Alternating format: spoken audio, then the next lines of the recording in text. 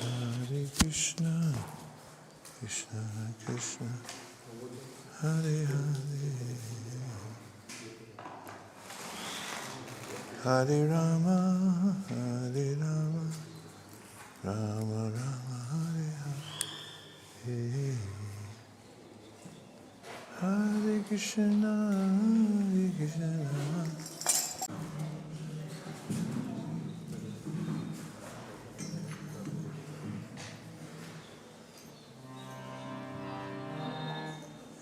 It has that, when the sticks come out, then you can basically like the Oh, I see. yeah. I see. It doesn't have the spring action, is it? Yeah, exactly. Yeah, that's how. Okay. You gonna try it out? Which one do you prefer? Whatever you like. I think while we're here, we can try this one. Okay.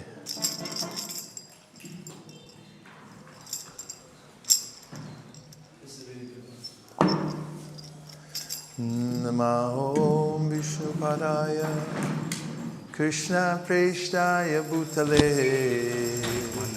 Srimate Bhaktivedanta Swami Niti Namine Namaste Saraswate Deve Gauravani Pracharine Nirvishesha Shunyavadi Paschatya Deshatarine Jaya Shri Krishna Chaitanya Prabhu Nityananda Sri Advaita Gadadhara Shiva Sari Gaura Bhakta Vrinda. Do you know within and without? Hare Krishna.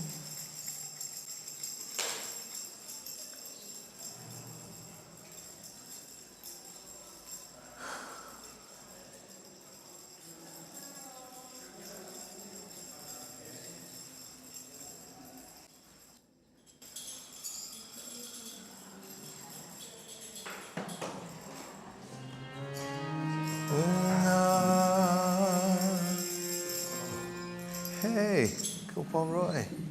Hare Krishna. Welcome. Great to see you. When did you come? Just a couple of days ago. Fantastic. Great to have you here. Oh, great to be here. Very well.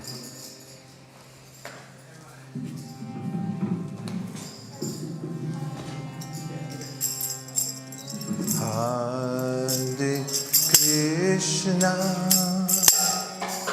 Hare Krishna, Krishna Krishna, Hare Hare, Hare Rama, Hare Rama, Rama Rama.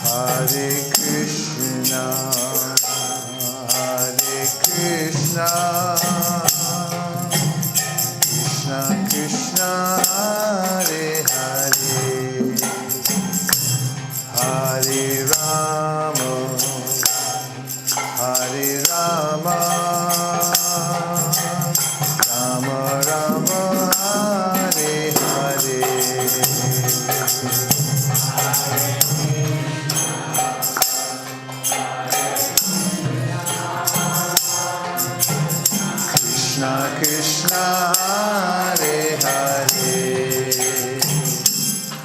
Hare Rama, Rama Rama Rama, Hare Hare, Hare Krishna, Hare Krishna, Krishna Krishna, Hare Hare, Hare Rama, Hare Rama,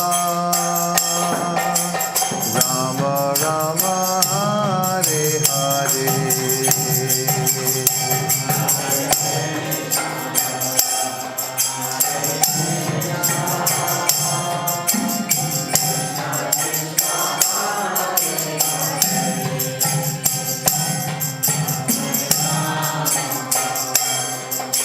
Hare Rama,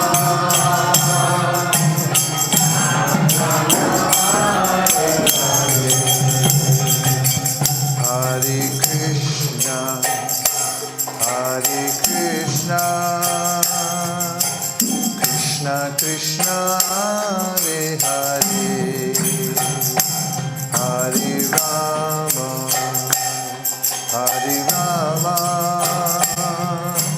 Rama Rama, Hare Hare.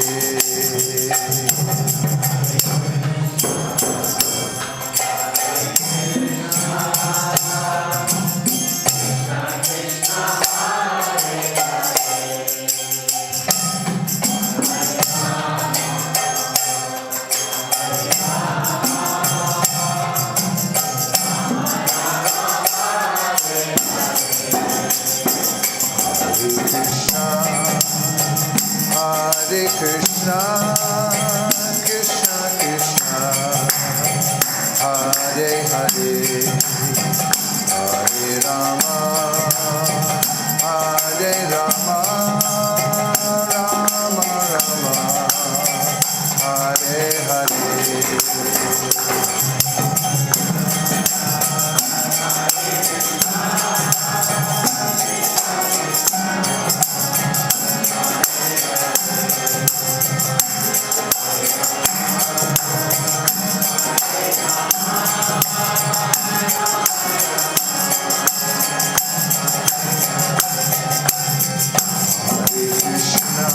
Hare Krishna, Krishna Krishna, Hare Hare, Hare Rama, Hare Rama, Rama Rama, Hare Hare.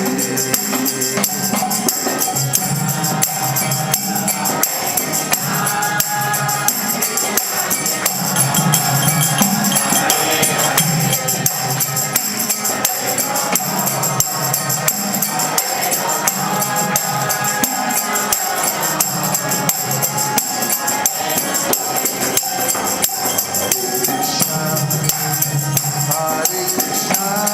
Krishna, Krishna Krishna, Hare Hare, Hare Rama, Hare Rama, Rama Rama, Hare Hare.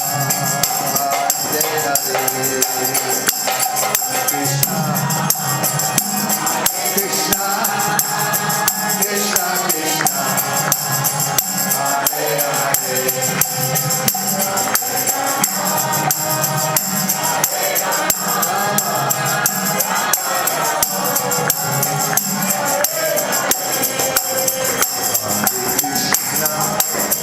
Hare Krishna, Krishna Krishna, Hare Hare, Hare Rama, Hare Rama, Rama Rama, Hare Hare.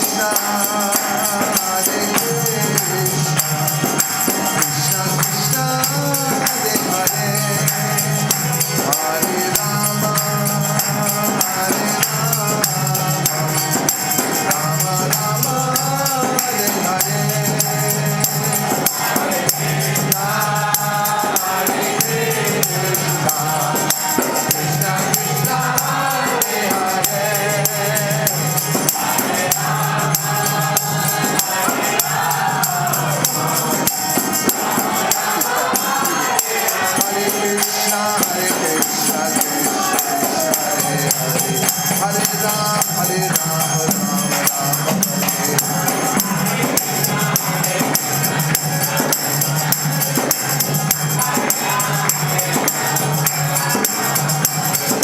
Hare Krishna, Krishna Krishna, Hare Hare, Hare Rama, Rama Rama, Hare Hare.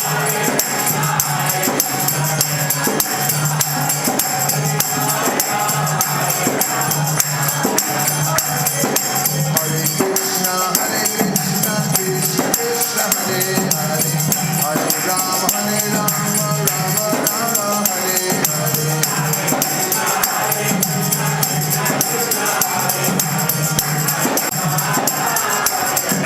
Hare Krishna, Krishna Krishna, Hare Hare, Hare Rama, Rama Rama, Hare Hare.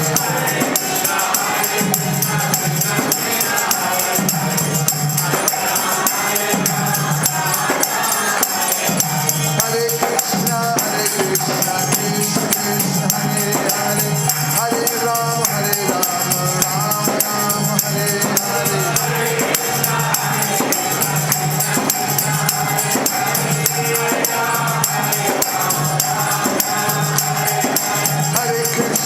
Krishna, Krishna Krishna, Hare Hare, Hare Rama, Rama Rama, Hare Hare.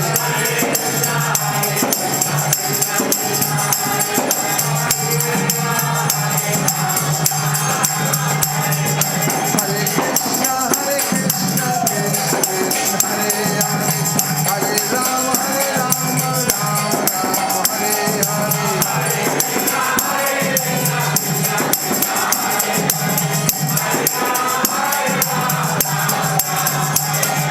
Hare Krishna, Krishna Krishna, Hare Hare, Hare Rama, Hare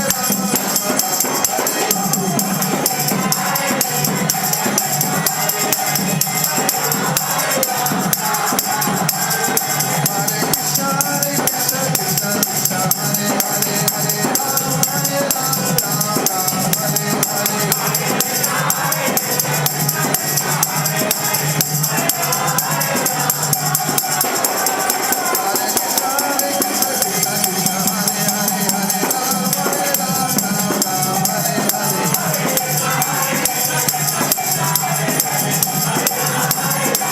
Krishna, Krishna Krishna, Hare Hare, Hare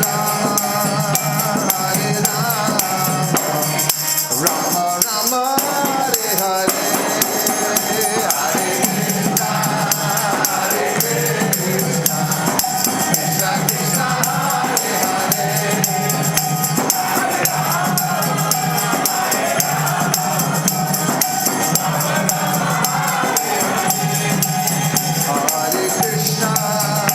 Hare Hare Krishna, Krishna Krishna, Hare Hare, Hare Rama,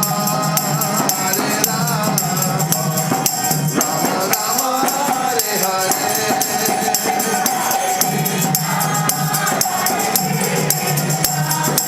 Krishna Krishna, Hare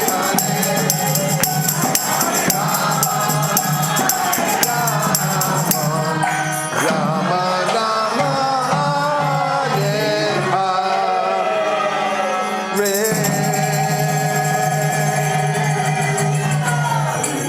Hare Krishna, Hare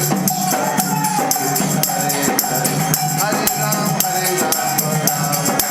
Hare Hare.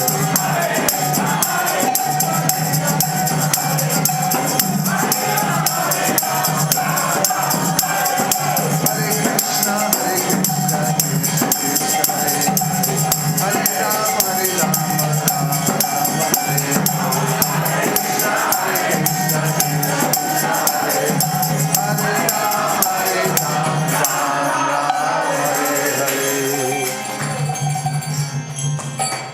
Krishna, Krishna, Hare Hare, Hare Krishna, Hare Krishna, Krishna Krishna, Hare Hare, Hare Rama, Hare Rama, Rama Rama, Hare Hare.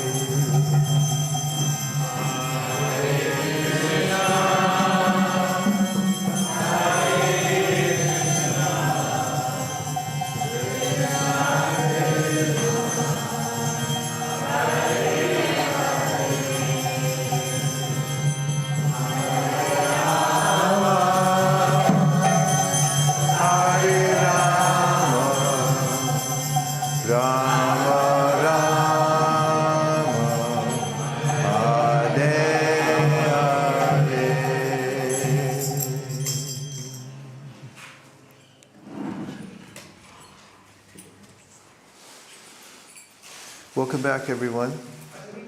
Back in business. We're continuing with our reading of the Bhagavad Gita. And I flat left you yesterday, but then this turned into Sankirtan Central.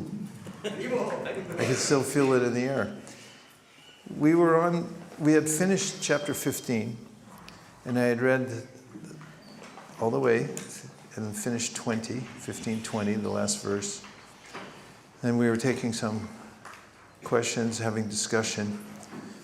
But I'm going to reread the 20th verse and see if there were any questions left behind before we move to chapter 16.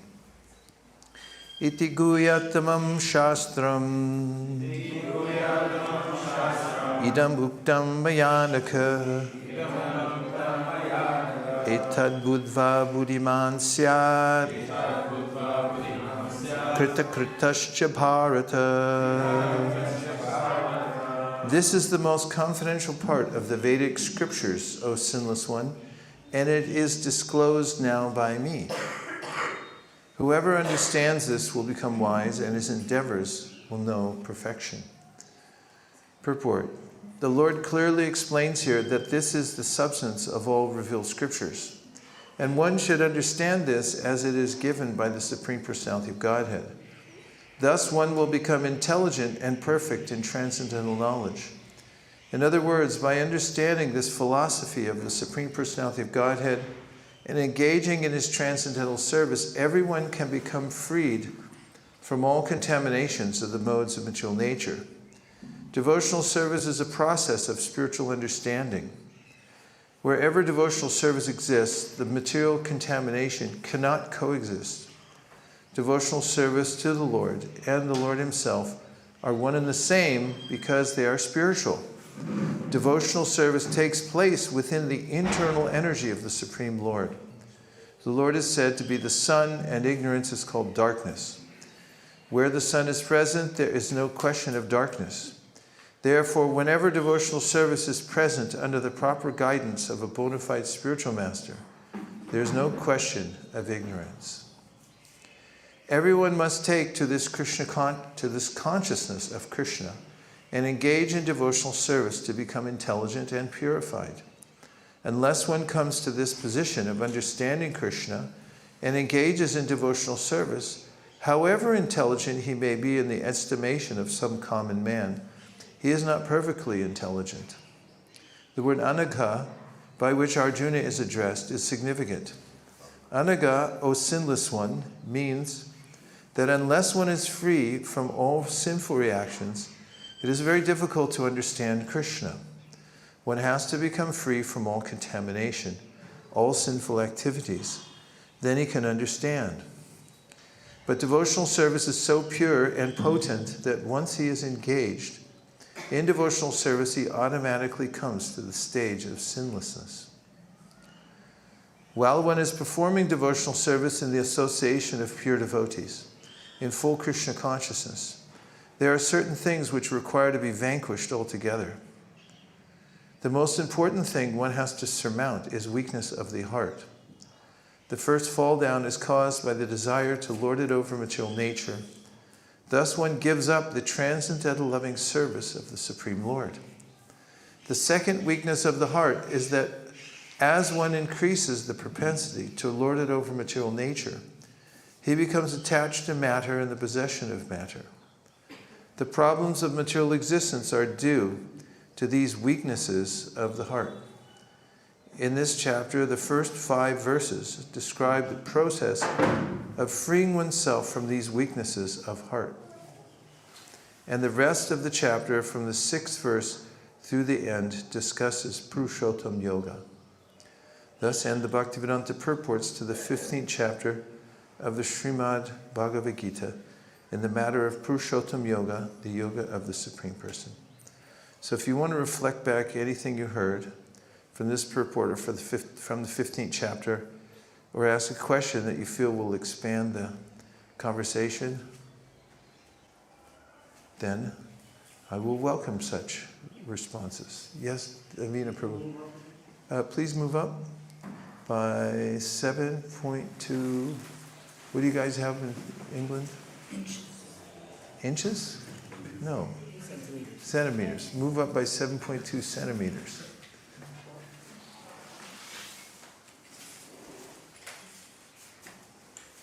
Yes. Is it turned on? Yeah. Thank you. Hare Krishna Guru Maharaj. Could you please explain the word anaga by which Arjuna is addressed is significant. Anaga, O sinless one, means that unless one is free from all sinful reactions, it is very difficult to understand Krishna. I understand about how you can become free from sinful activities, but what do we do about the already waiting to fructify sinful reactions? This is such a good question. It's an important question. It's answered in the Bhakti Samrita Sindhu. Rupa Goswami addresses this when one takes to the process of devotional service, as was mentioned in this purport, then sinful reactions are eliminated. And what about the different stages, as mentioned in the Shastra? Rupa Goswami quotes from the Padma Purana when he says, Aparabda palam papam kutam bijam palon mukam krame naiva praliyante Vishnu bhakti ratatmanam. Vishnu bhakti ratatmanam. For one who's engaged in worship to Vishnu, for instance, by chanting his names, remembering him, Krishna, same, Krishna Vishnu, then aparabda. Prarabdha means the present body that we have, the manifestation of the activities that we've carried over from our last lives, the desires that we've accumulated. As explained by Patanjali Muni in the Yoga Sutras, when we leave the present body we're in, and as we just heard from Krishna in the 15th chapter of the Bhagavad Gita in several verses, Shariram yaravapnoti yatshap yukramatishvara grihit vaitani samyati vayur gandam ivam vashayat shotram chakshu sparshanam cha rasanam granam evacha adishtayam manaschayam vishayan upasevate ukramantam stitam vapi bunjanam vagunambitam vimudha nanapashyanti pashyanti ganachakshusha. There's a Krishna describing leaving the body, taking on another material body. Patanjali Muni gives an analogy. Well, first of all, he gives the mechanics. He describes how when we leave this body, then the accumulated or the aggregate of all the desires that we have from last lives and the present life, the way we've cultivated the desires by our associations. And again, I'm giving footnotes because Krishna also mentions this in the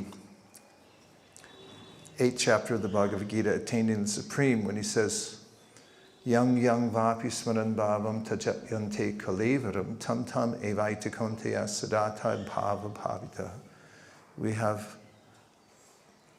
a predisposition to think of a particular thing because of the combinations and permutations of desires that we have.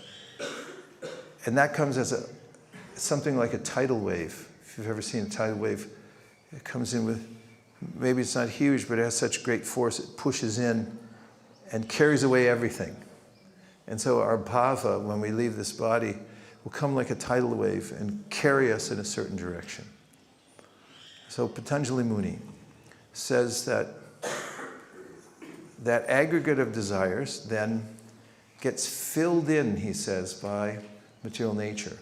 So imagine if you're walking on a wet beach, sand, wet sand, and you look behind you and you see your footprints in the sand. If you were to take some plaster of Paris and pour that into one of the footprints and then let it dry out, then you'd have a perfect impression of your foot with all the lines and everything.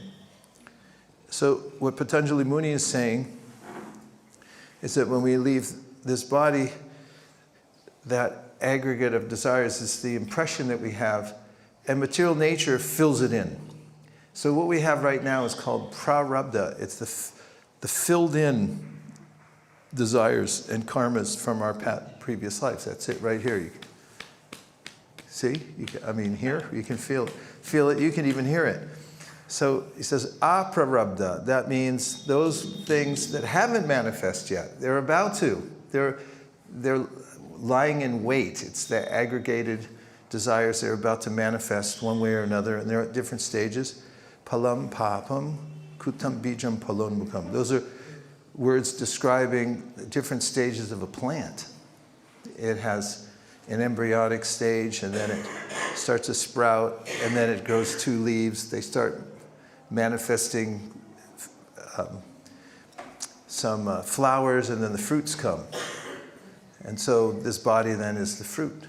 It becomes manifest.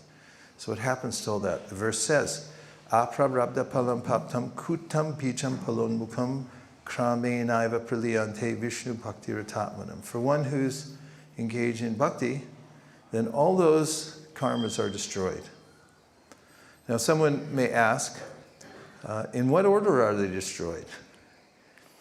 And commenting on the verse, Vishwanath Chakravarti Thakur says, first of all, it hardly matters. And then he gives an example of 1,000 lotus petals being pierced by a long needle. As if you're about to make a garland. You know how you take 1,000 petals or such, and you squish them together, and then you push the needle through. Does everyone have this experience? Well, he's giving this example. He say, yes, you could technically say it starts here and ends here, but really it's happening pretty much all at once to the naked eye. You just push it through and it's done. So he said in that way, all of those stages of karma are destroyed by the process of Vishnu Bhakti. Similarly, Brahma says in the Brahma Samhita, yes, twindra gopa matavendra mahosa karma bandhanu rupa palabhajana matanoti karmani nirdahati kintu cha bhakti bhajam govindamadi purusham tamaham bhajami. By bhakti bhajam, performing devotional service, yes, he says, from Indra, the topmost demigod who's the ruler of heaven, down to the Indra Gopa, which is a tiny little bug, so small you can barely see it with the naked eye. So that all of them are saturated with karma from their previous lives, and they're moving according to that. But those who are engaged in bhakti bhajan, they're destroying all that. Therefore, it will all be finished by the process of bhakti. And what we do about the last vestiges is we continue the process and try not to. Prabhupada gave this simple example that was highly prevalent, at least in circa 1973 when I joined the movement. It was about a table fan. If you are running a fan and then you pull out the plug, it's stopped. But not really, because it keeps running for a little while. So in a similar way, when we pull out the plug of our activities in the material world, There still seems to be some last vestiges of karma. And to celebrate that phenomena, I'm going to read you a purport. Would you like to celebrate the phenomena of the fan winding down? And then someone might say, well, yeah, but what do we do while it's winding down? Don't we get confused and frustrated? And after you hear this, you'll no longer be frustrated or confused ever again. At least you need not be, unless you choose to. I'm going now. Does anybody know where I'm going already? Because if you do, you get 20 points just for guessing where I'm going to read from. What? What? I couldn't hear you. What? I'm going to the Bhagavatam. Does that help? Yes. That's right. 20. Did I say 20 or 50 points? 50. You can use it at the gift shop. Tell them we sent you from the program and you got 20 points. It's worth at least 2,000 rupees. Okay. Tatenu kampam susamikshemano bunjana evatma kritam vipakam. Hridvagvapur vir viridam namaste jiveta yo mukti pade sadayabak. Now prepare to be transformed. And you'll never be the same after you hear this purport. Even if you've heard it before, when you hear it again, you're going to feel improved. And if you wish to stay in the position you're in now, just cover your ears tightly. My dear Lord, one who earnestly waits for you to bestow your causeless mercy upon him, all the while patiently suffering the reactions of his past misdeeds and offering you respectful obeisances with his heart, words, and body, is surely eligible for liberation, for it has become his rightful claim. Purport. Yeah, it gets better. Srila Sridhar Swami explains in his commentary that just as a legitimate son has to simply remain alive to gain an inheritance from his father, one who simply remains alive in Krishna consciousness, following the regulative principles of Bhakti Yoga, automatically becomes eligible to receive the mercy of the personality of Godhead. In other words, he will be promoted to the kingdom of God. The word susamikshemana indicates that a devotee earnestly awaits the mercy of the Supreme Lord even while suffering the painful effects of previous sinful activities. The Lord explains in the Bhagavad Gita that a devotee who fully surrenders unto him is no longer liable to suffer the reactions of his previous karma. However, because in his mind a devotee may still maintain the remnants of his previous sinful mentality, the Lord removes the last vestiges of the enjoying spirit by giving his devotee punishments that may sometimes resemble sinful reactions. The purpose of the entire creation of God is to rectify the living entity's tendency to enjoy without the Lord, and therefore the particular punishment given for a sinful activity is specifically designed to curtail the mentality that produced the activity. What are the most well-balanced and informative sentences in the Bhagavatam?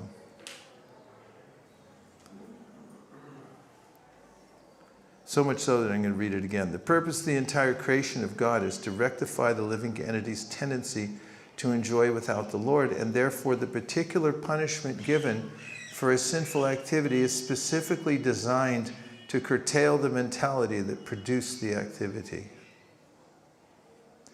Although a devotee has surrendered to the Lord's devotional service, until he is completely perfect in Krishna consciousness, he may maintain a slight inclination to enjoy the false happiness of this world.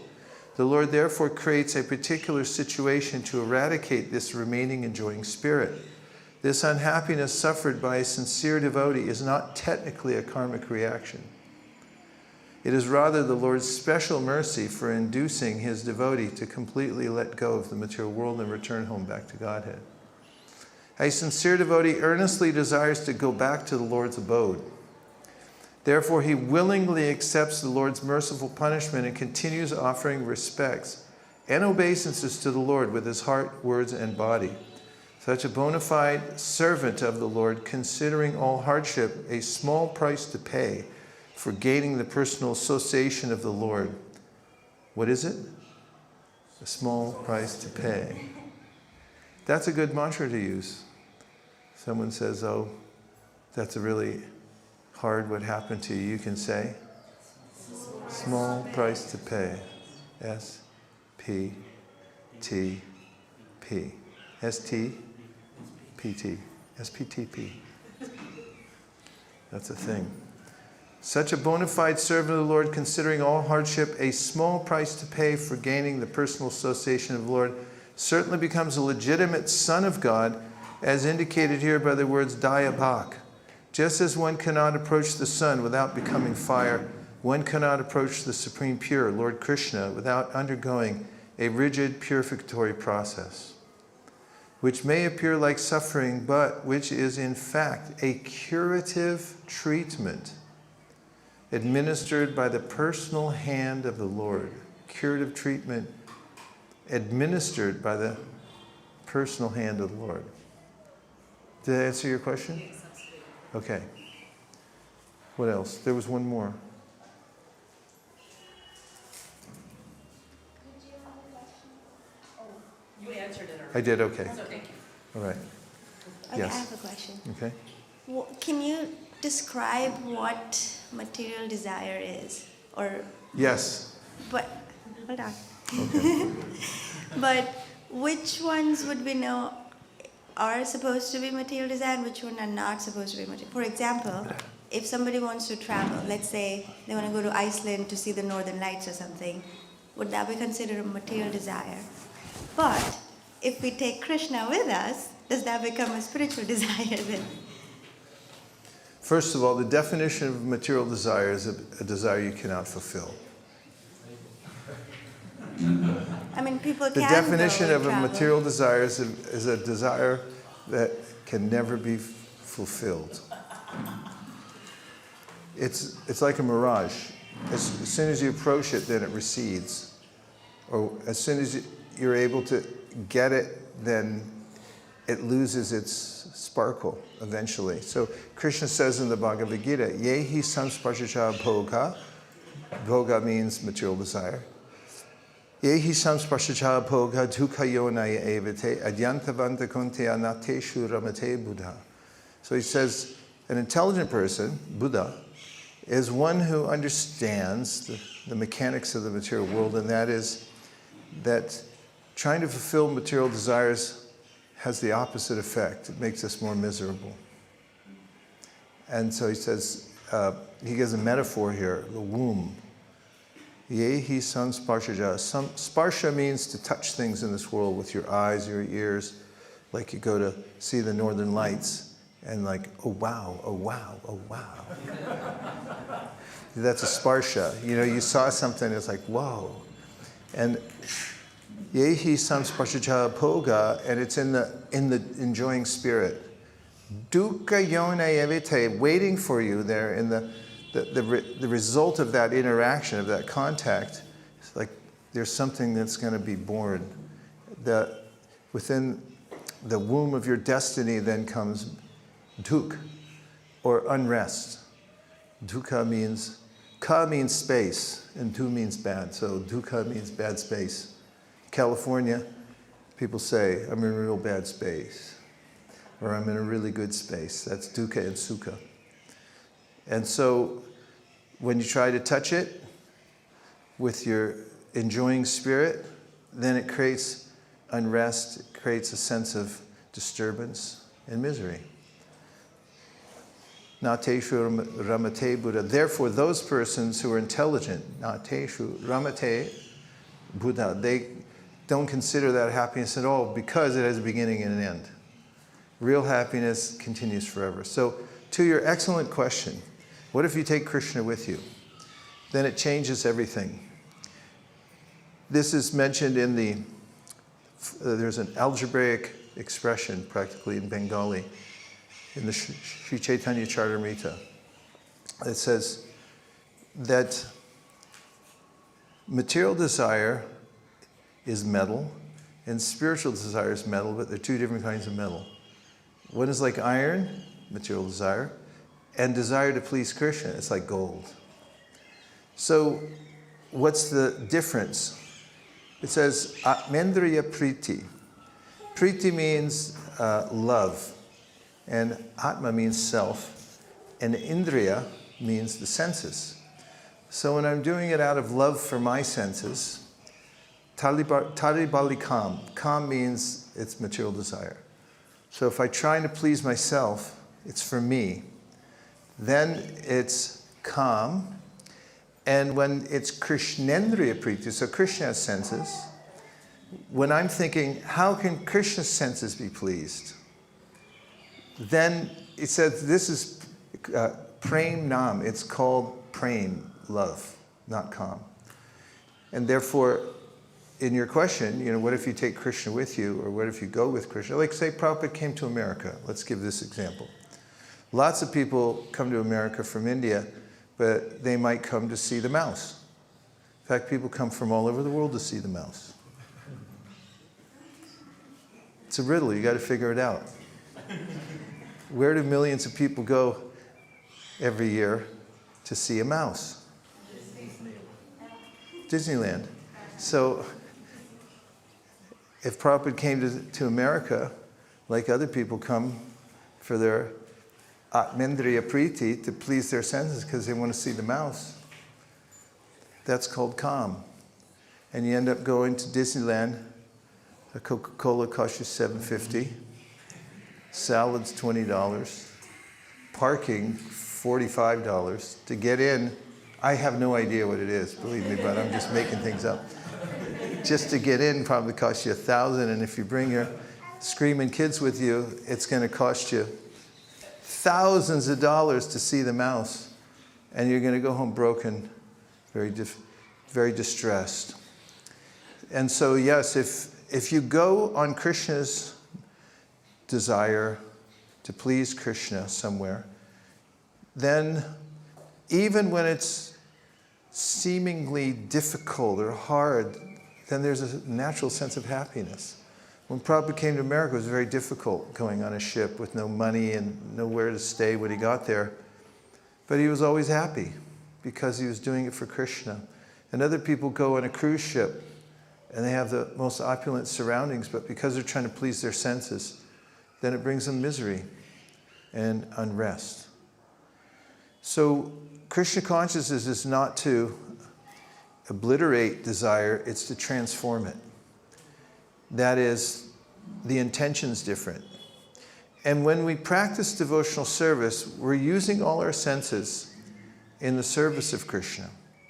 And even if we don't feel like it in the beginning, and we do it out of a sense of, we've understood this principle, the algebraic principle that I just mentioned. And people do it out of an understanding that my senses belong to Krishna, even if at first they're not feeling some breakthrough, transcendental breakthrough, still they feel that their senses are becoming purified. This is mentioned by Rupa Goswami in the beginning of his Bhakti Rasamrita Sindhu, where he says, Sarvapadi Vanir Muktam, Tatpratvena Nirmalam Rishi Kena Rishi Kesha Sevanam Bhakti Ruchite, which means that bhakti is called using your senses in the service of Krishna. You use all your senses in the service of Krishna. So how many different activities are there in bhakti? 64. Well, 9. 9 general principles, absolutely correct. There's Shravanam, Kirtanam, Vishnu, Smaranam, Pada Sevanam, Archanam, Vandanam, Dasyam, Sakyam, Atman, Nivedanam. These are 9 general principles: hearing, chanting, remembering, etc. And then there's 64 items of ways that you can engage in the process of devotional service. For instance, should I give you some examples? In many temples, when you enter, there's a bell outside. And when you walk in, you ring the bell. Bing! Has anybody ever done that? Yes. It's one of the 64 items of devotional service. And why you ring the bell? Because you say, Krishna, I came here to be seen by you. I'm here, please look at me. I woke up early just so I could come here, and that's why people go in and they go, I'm here. Please look, I'm here. I'm yours. I came here because I didn't do anything else. I came in here because I just want you, and please notice that I'm here. And there are myriad practices. There's 64 that could qualify as myriad. And out of those, there's 5 that Lord Chaitanya says are so potent that even if you don't have faith in them, and even if you do them a little bit, you'll have complete success in bhakti.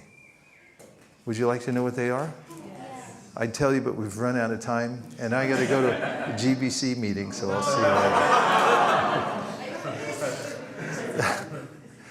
The 5 are...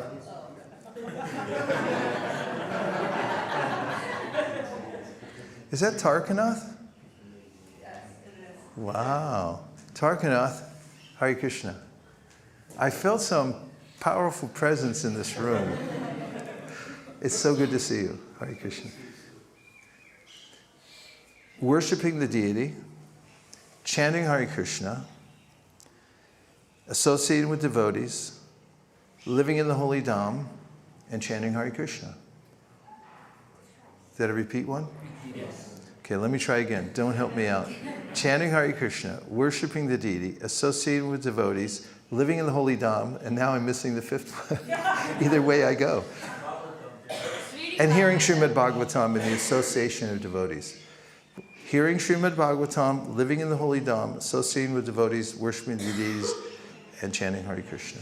These 5 are so essential, so powerful, that even if you only have a little contact with them, and even if you don't have faith in them, Lord Chaitanya told Sanatana Goswami, they will act fully in your life. And so Krishna avails himself. It's not a dry process. Whereas material life is dry, because whatever we think we have or whatever we think we're going to get is fully disappointing. Couldn't be more disappointing. And that's part of what's described here in the 20th verse. You may recall from the purport, Prabhupada says, in order to advance in devotional service, one has to overcome weakness of the heart. And then he said, the first 5 verses of the chapter describe how to overcome weakness of the heart. And then you might scratch your head and think, what is that? What are the 5 verses that describe how to overcome weakness of the heart? It's sort of a riddle. Can anybody think of it? Does anybody remember what the first 5 verses are like? Yeah? You want to say? It describes cutting off the branches of the tree. Okay. Cutting off the branches of the tree. Yeah, even more than that, though, like cutting the whole root. Like cut it at the root, chop the whole tree down. And why would you want to chop the tree down? That doesn't sound very, what is that? Ecological. Yes, Navina Prabhu.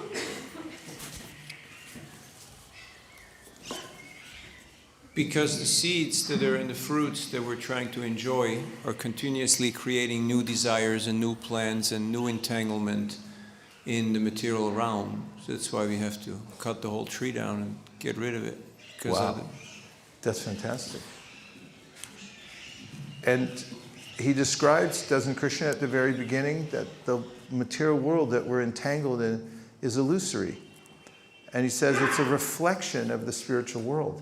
So this is the secret, because what we're after here in the material world, and you really,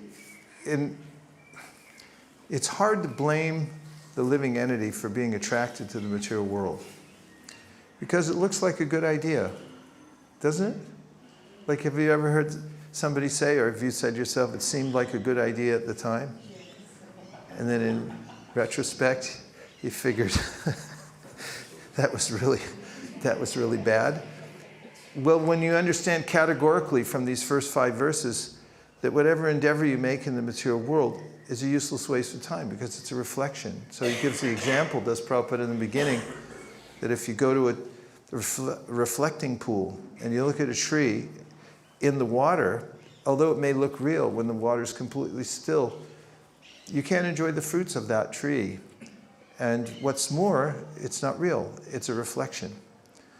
And so when we understand that our efforts are wasted here in the material world, then there's another most important conclusion, and that is the variety that I seek, the happiness that I seek in relationship in the material world, it exists somewhere else.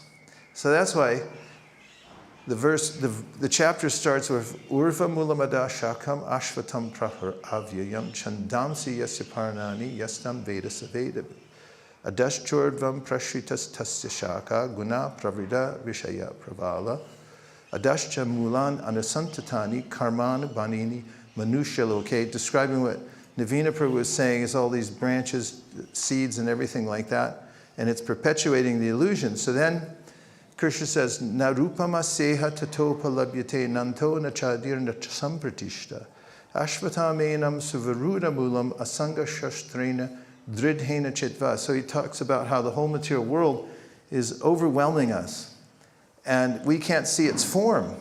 Narupam aseha tatopa labhyate nanto, we can't see the end. Nanto the chad here, nachasampratishta. We can't see where it's situated. We don't know where we don't have the vision for it. Like Bajranarayan was talking in his Bhagavatam class. Can't get any perspective. And so we're lost in this huge banyan-like tree. So then he says, Asanga shastrena dridhena chitva. So one should, through this understanding that our desires are wasted here in the material world, we should cut down the tree. Asanga, by disassociation with it. Asanga, shastrena, means you should use a weapon or a tool like an axe and cut it down. And the axe of knowledge. Asanga shastrena dridhena chitva, and you have to be very determined to cut down the tree. But that's not it. In many spiritual traditions, they'll say, just cut down the tree and then you get nirvana. Nirvana literally means you extinguish something. Like there's a flame and then you blow it out and then it's no longer there. Where'd it go? Just doesn't exist anymore. And that's what they say is peace. That you exist now. There's a lot of turmoil because of our misdirected desire. We're trying to enjoy something that can't be enjoyed. It's temporary and constantly changing. And we don't like that, right? We're not going to stand for it anymore. So he says, okay, cut it down, but then it says, tatak padam tat parimargitavyam. You should take, right after you cut it down, then you're free to go. Free to move about the universe. So you cut down the tree, tatat padam tat, and where are you going to go? To that. It's pointing like Om Tad Vishnu Paramam Padam Sada Pashanti Suryaho Diviva Chakra Tatam Tad Vipraso Vipanyavo Jagravam Sahasaminda Te Vishnu Yat Paramam Padam. It's saying, there's your destination. Tat is a demonstrative pronoun. It means that you're pointing to something that you can demonstrate exists. So then, Tatak Padam Tat Parimargitavyam means then you should go on a full journey. Parimargitavyam. Yasmin gata na nirvartanti bhuya tameva chadyam burusham. There you'll find the Supreme Person. And you can re-engage in your eternal relationship with Krishna in the spiritual world. And so then in the next verse, let's get into verse 5, right? Because we did 1, 2, that's 3 and 4. And then number 5, because we're trying to unwind this mystery that Prabhupada says, how to overcome the weakness of the heart. And then he says, Nirmana moha jitta sanga dosha adhyatma nitya avirinivritti kama dvanverva mukta sukadukka samjaya gachantya mura padam avyayam tat. So here he says, starts with nirman. So man means a sense of being the man. Like we say in the West, you be the man. That's man. So near means without. So you say nirman, say nirman. Nirman. Means don't be the man. Like don't be the center and say I'm the enjoyer, I know everything, I'm the conqueror of the world. Nirman, it literally means that to efface the enjoying ego and admit that you're not the enjoyer. Krishna's the enjoyer, nirman. Moha, jitta, sangadosha. You should conquer bad association and illusion in the world.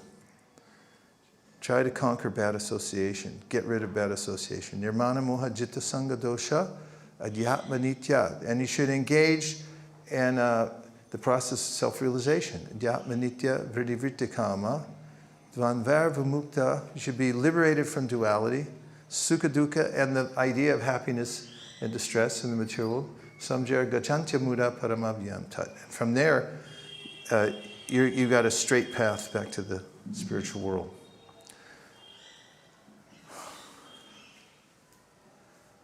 Yes? My feedback. Okay. How did you know that? Just kidding. The next paragraph down, Prabhupada's mentioning the... Keep it pointed to the back wall. Or the lording it over propensity. Mm-hmm. And I've experienced personally myself in certain aspects of devotional service, especially in management, there's this tendency to lord it over. And so how to correctly execute that in devotional service. Not be the man, but some man needs to do the job. There's a concept called the servant leader. This is becoming more and more prevalent in even secular management, is to consider yourself a servant leader. Somebody wrote a book, it's called The Leader with No Name, which it means it's enlightened leadership. Intention is everything there. And if you have a service attitude and you think of yourself as serving those, like Prabhupada talks about himself as a spiritual master.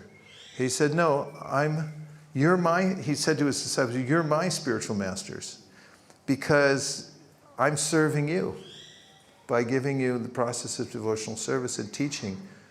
And you were sent by my spiritual master. I see you as representative of my spiritual master, and I'm serving you.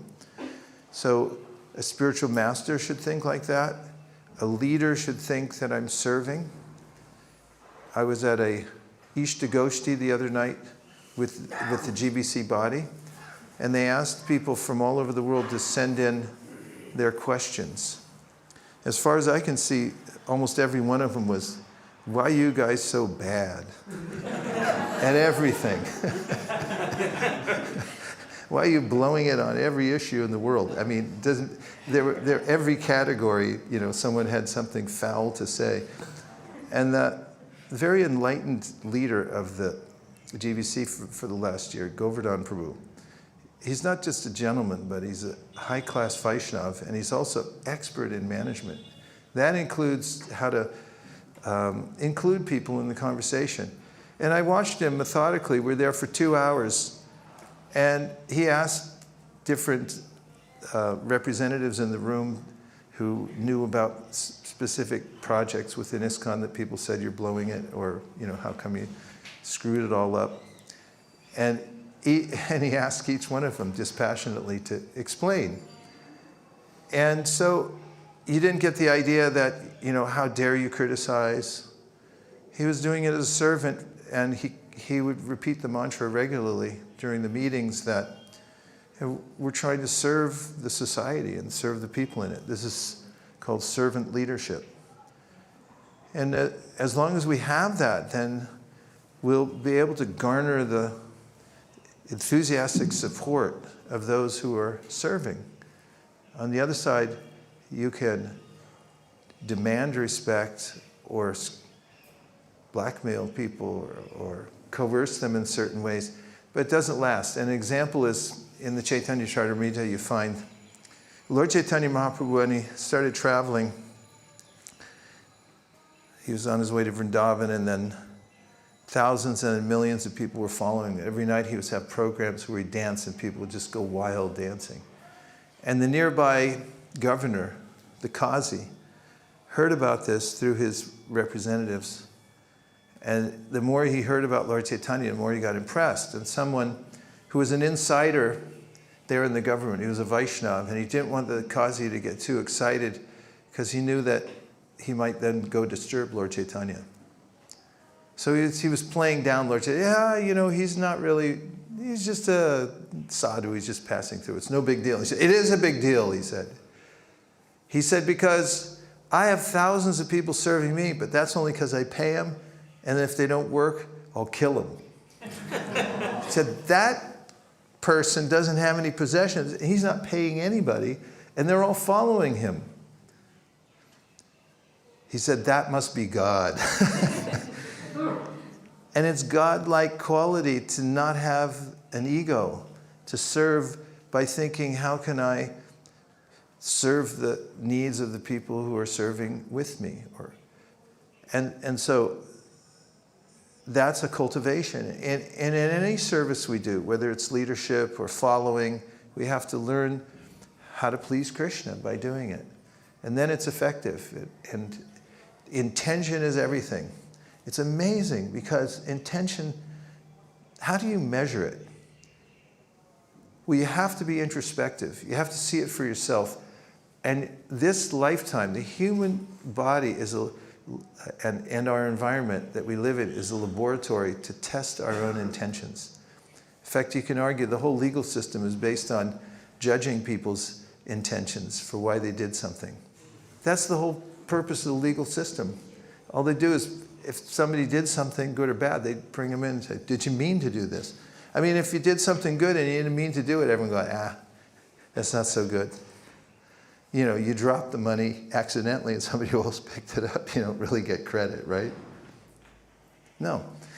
And similarly, if you did something bad, but you didn't mean to do it, it could be due to neglect, and therefore you'll be charged for something, but not for first-degree murder, because you went and bought duct tape somewhere and followed the guy around and it was on your cell phone where you were, and then you intended to do it.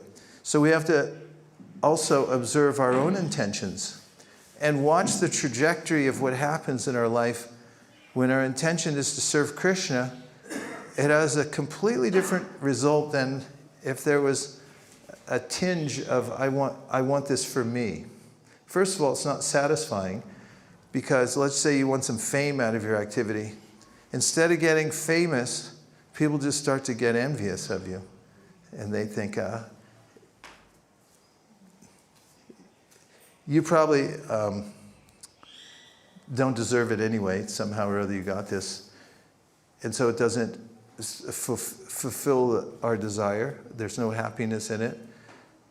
And if we do something without any sense of self-interest,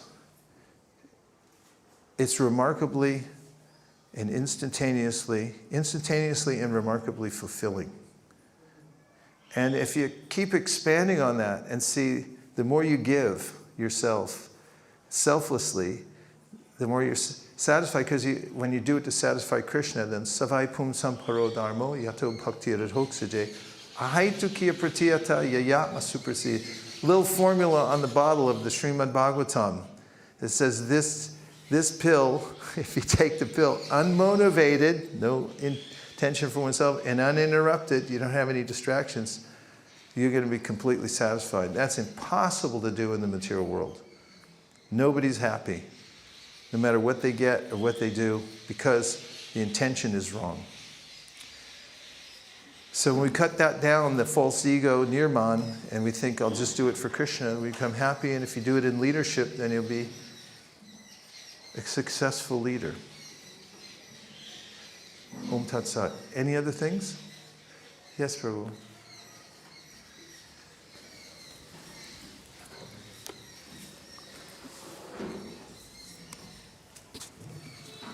Hare Krishna.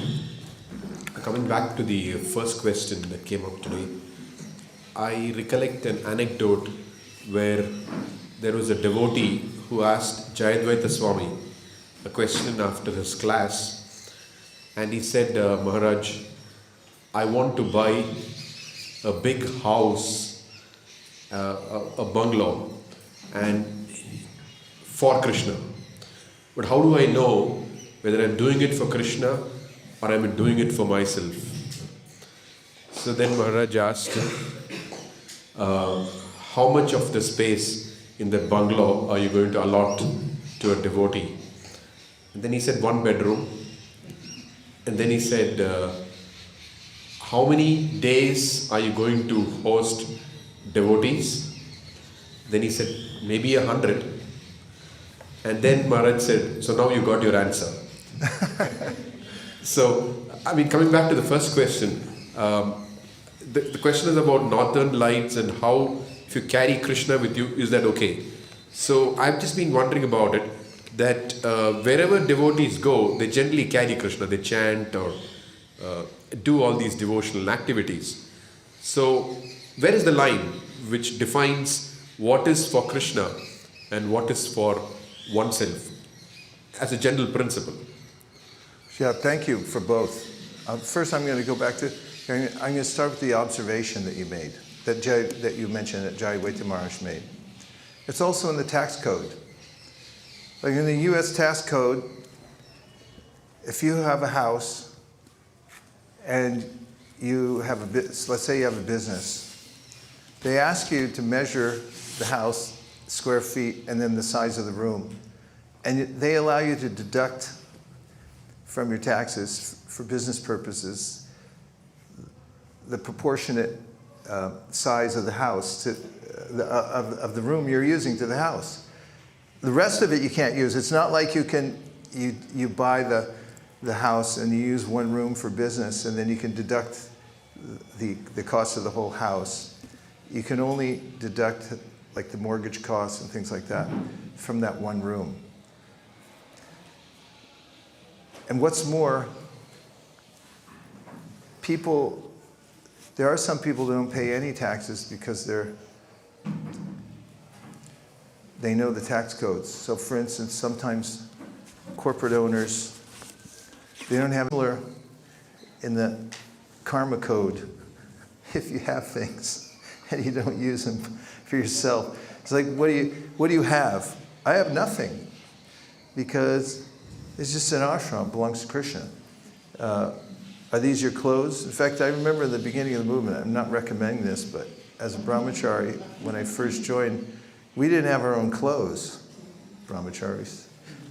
We had a bin.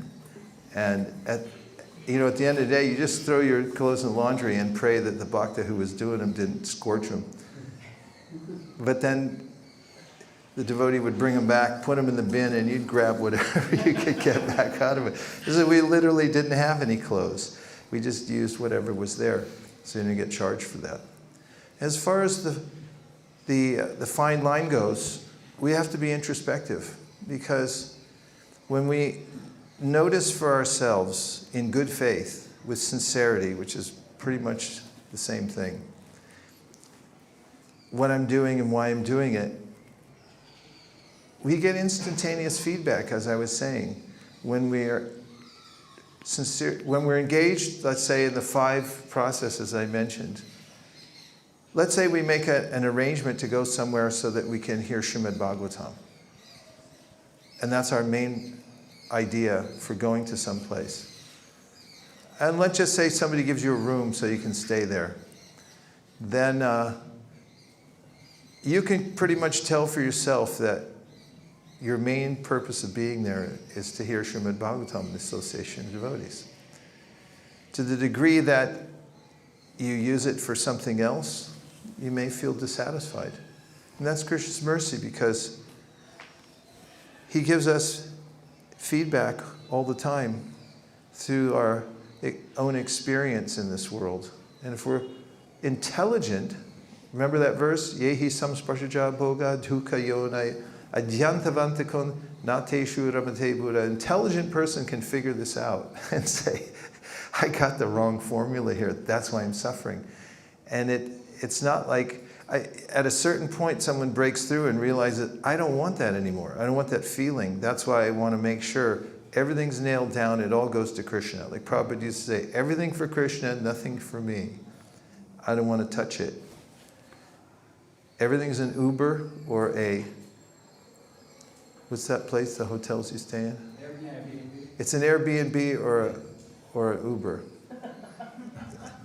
You know, when you go to an Uber, you're careful not to break anything because you'll get a bad mark on your thing. And it's like, you never think, I'm going to keep this blender or whatever. You just use it and walk away. So devotees become sensitive. I read something about yogis. It was in a commentary in the Yoga Sutras. It said that yogis are so aware of the implications of sense gratification in the material world that they're as sensitive as an eyeball. And then the commentator says, what does that mean? Well, think how sensitive your eye is. It's so sensitive, you get a tiny little piece of dust on there, and what's wrong with you? Ah! What to speak of something, anyway, I won't even mention it. The eye is so sensitive, if you even start thinking about your eyeball, you become protective because it's so sensitive. So they say yogis, they're sensitive to the fact that the material world is infused with this feedback loop. And if you engage in the wrong way, in fact, what it says in that commentary is that the yogis are especially afraid of what's called hladini samskars. Hladini means a surge of a peak material experience. You know what I'm talking about? A peak material experience? Like there are certain experiences in the material world where you feel a powerful, I don't have to mention or catalog any, you can just imagine it for yourself, whatever it may be. So they say, okay, then you have that. It's the worst thing that can happen, yogis say, because then it's stuck. It's, somebody turned it on full blast, broke off the switch, and it's like, it's just there. It's a samskar, it's burned in, and it's really hard to overcome that. So yogis are really aware of that, and they're careful. Bhakti yogis, on the other hand, it's a different idea in that just switching to kind of IT language, you overwrite the code that's already there. Like some scars are like code, but you can overwrite code by writing other code over it, and then the original code disappears, and you have a new idea. So to answer your question, from my observation, is that we have to become very self-aware or introspective to notice for ourselves where we're going. Now, I was surprised. I was in 1976. I was in Washington, D.C., and Prabhupada was there. I think it was a Saturday. Somebody could look it up, but it was 2000. It was 1976 was the bicentennial of America, 200 years since we were liberated from you guys. And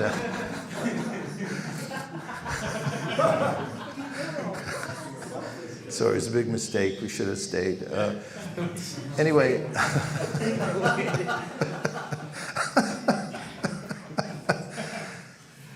Anyway, I was really surprised because I had just gotten back from Sankirtan, and somebody ran up to me and said, too bad Sarva's not here, because he was there too.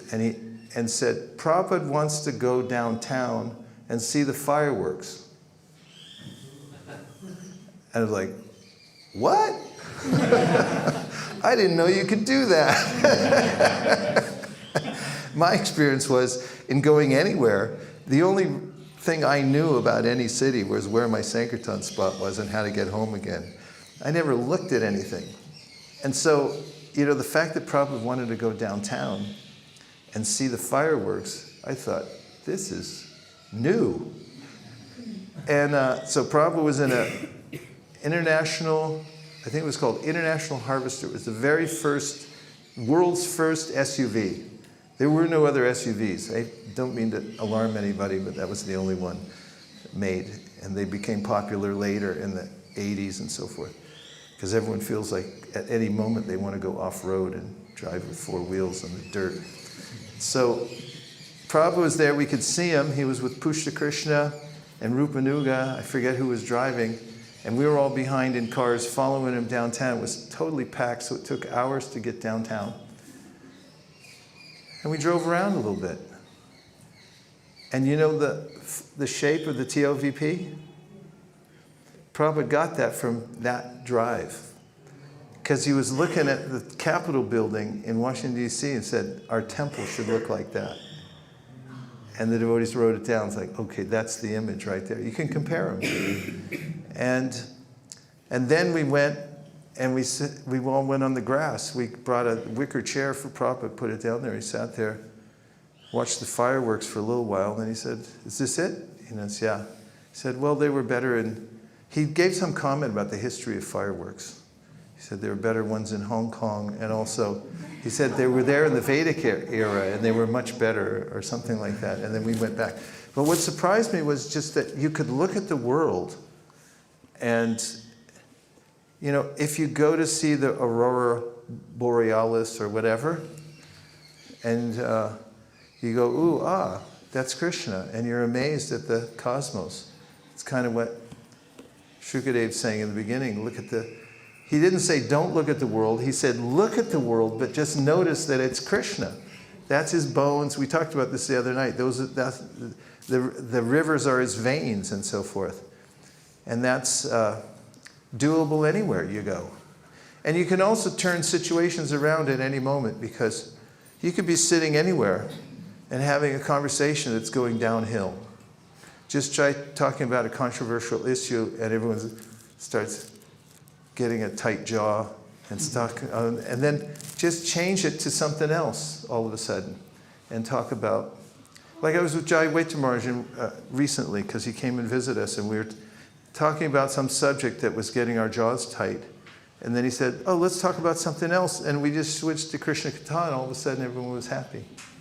And so you can go anywhere, be anywhere, and at any time.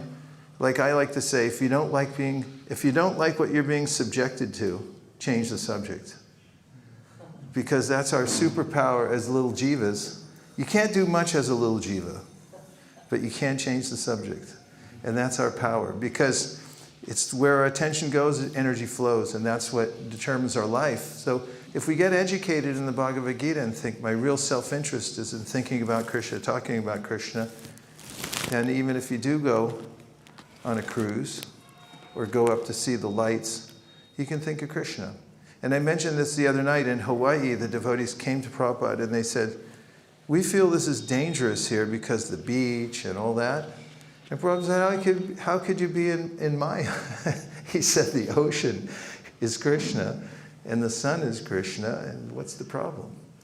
So we have to be self-aware and careful to keep coming back to Krishna. Okay, yes.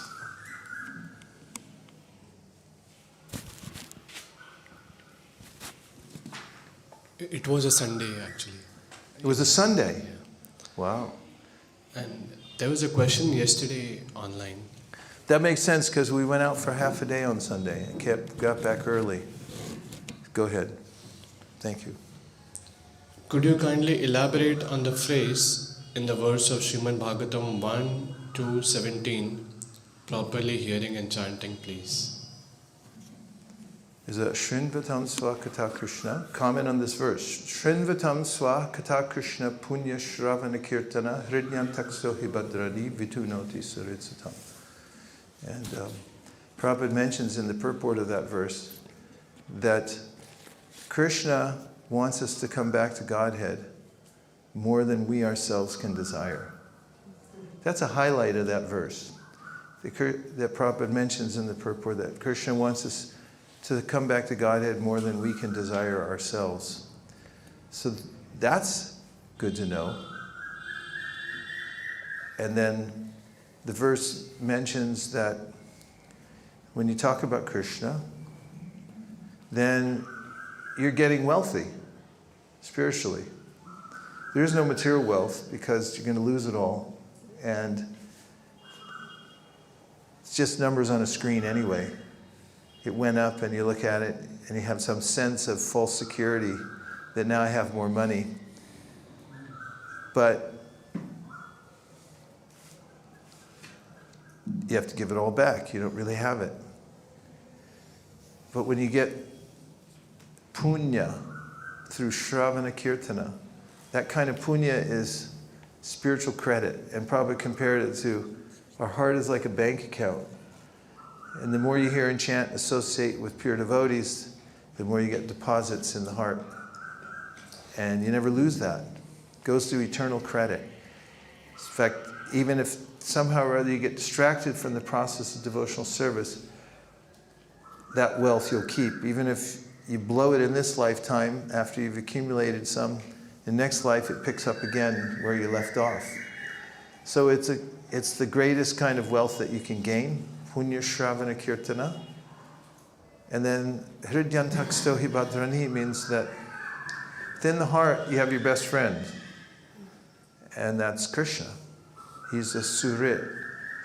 And when he sees that you're interested in him and that you want to hear about him, then he helps out. He sees what your desire is to become purified, then he helps you to do that. That's what it means. Hridyantaksto hibhadrani vidhunoti suritsatam. And the word vidhunoti is a special word, and it's a name for Krishna. And it means one who helps you out from within the heart. But there's more to it, because there's a machine that's used in agriculture, especially in cultivating cotton. And when you get cotton, it's not fluffy white like you buy in the store. It's got all kinds of impurities in it. And so cotton production requires cleaning the cotton before you take it to market. So there's a machine called the vidhunoti. You can see pictures of them if you look it up online. And they have these cords that are pulled taut. And the cotton is put on top of the cords, and then they're vibrated. They're violently manipulated to vibrate. And because of the vibration, then any of the impurities in the cotton come free, and they fall through the cords onto the ground, pile up, and then on top you get nice fluffy cotton. And in a similar way, vidhunoti means by the vibration of hearing and chanting. Then Krishna, who's ecstatic that you're hearing and chanting about him, he helps to winnow out all of the impurities that are there within your heart. And it's noteworthy that when you hear about Krishna, then Krishna becomes inclined to stick with you. Of course, he's always there, but it's in a special way that he manifests in your heart, noticeably. It's in the second verse of the Bhagavatam that says, Sadhyo hridyavarudyate tra kritibi shushushavish takshanat. That when you apply yourself to hearing the Bhagavatam, then Krishna won't leave your heart.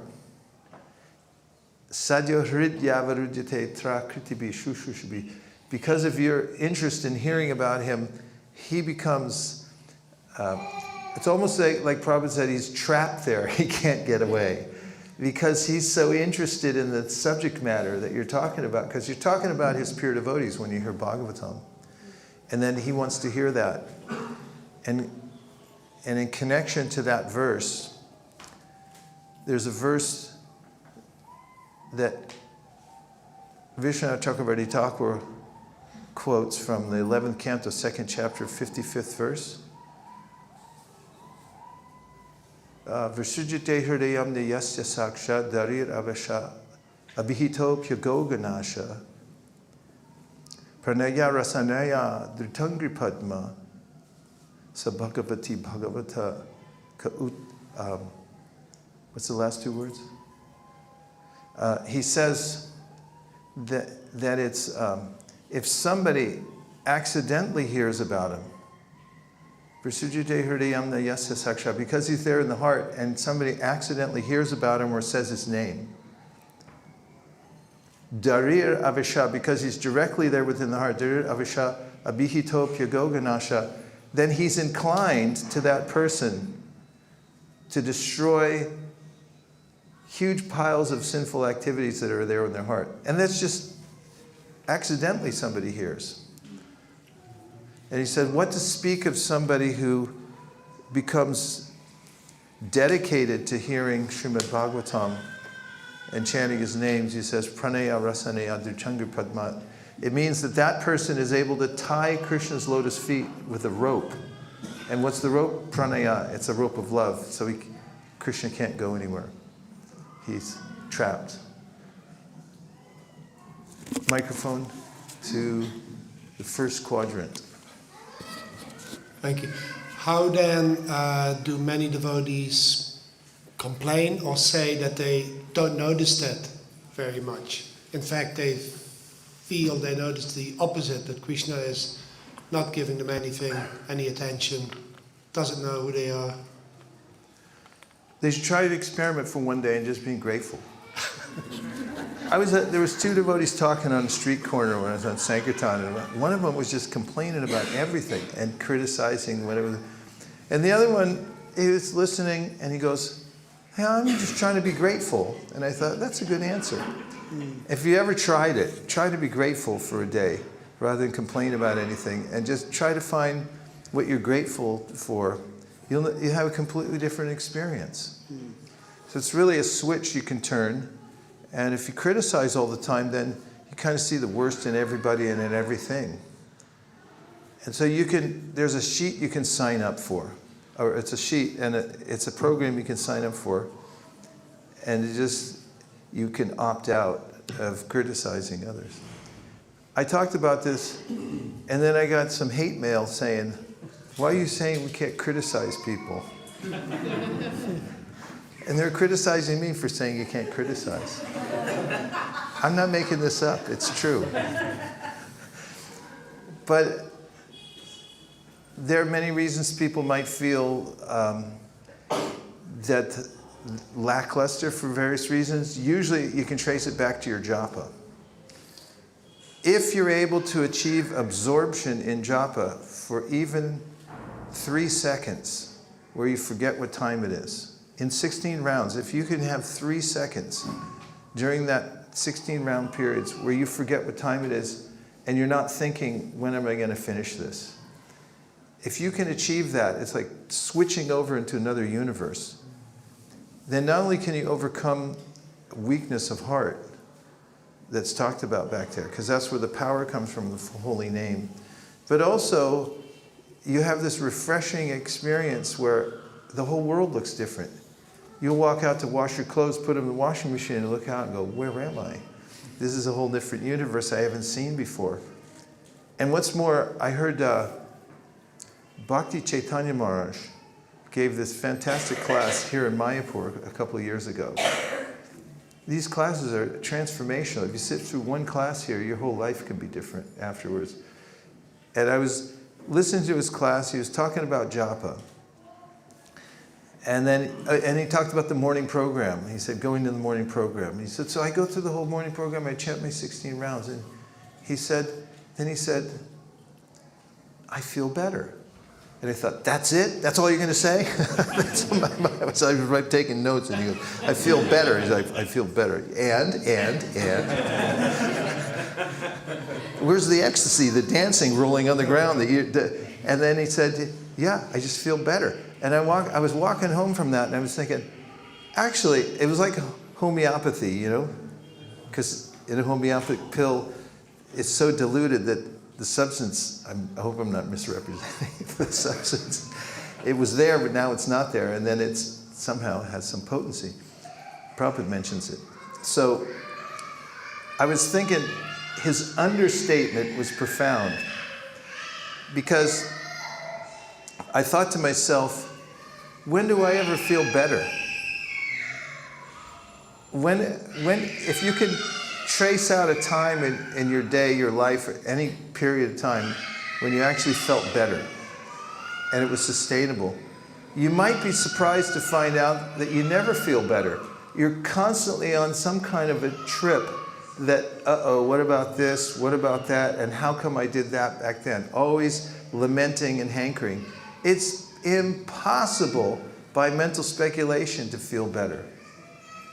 And drugs, it's a drastic reaction to that, where you feel a million times worse because you got a peak experience that you didn't deserve, and then you come back crashing down. So how do you ever feel better? You go to the morning program. And then that's news you could put on the New York Times. It would be bigger news than all the stuff that's out there now. You just said, man feels better. You go like, well, how did he do it? He went to the morning program, like, well, where is it? You know, I'm going to go to the morning program and I'm going to feel better. And so we have to be responsible for ourselves. You know, you can join a movement, you can have an acharya, a spiritual master, but unless you become self-aware, and it's like, how is the world affecting me? How is my japa affecting me? And if I lean into it harder, or if I do things without some self-reward in mind, how do I feel? And so that's why it's helpful to hear and chant and increase that, because then you can have not only an enhanced intelligence to know what to do, but also you get a direct experience in your heart. And then you can overcome that feeling of disappointment, that it's not enough. Because it's more than enough. Yes?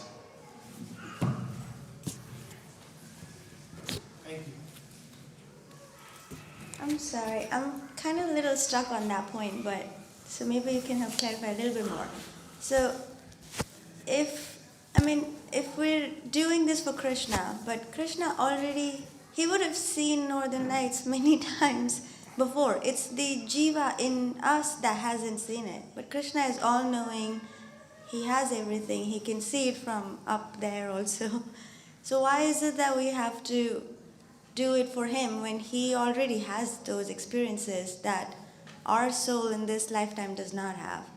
And then secondly, Can I answer the first one first? It's okay, but it's Connected? kind of related, I think. We'll see if this helps and then go to the next one, because under a certain IQ, it's hard to do to it. Okay.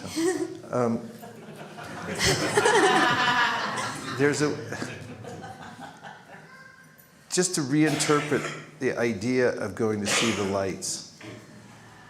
Going to see the lights because it's an aesthetic experience, that it's beautiful. It's not that we're thinking, I'm Krishna's representative, I'm going to look at it for him. And yes, he is the lights, and he doesn't need that experience.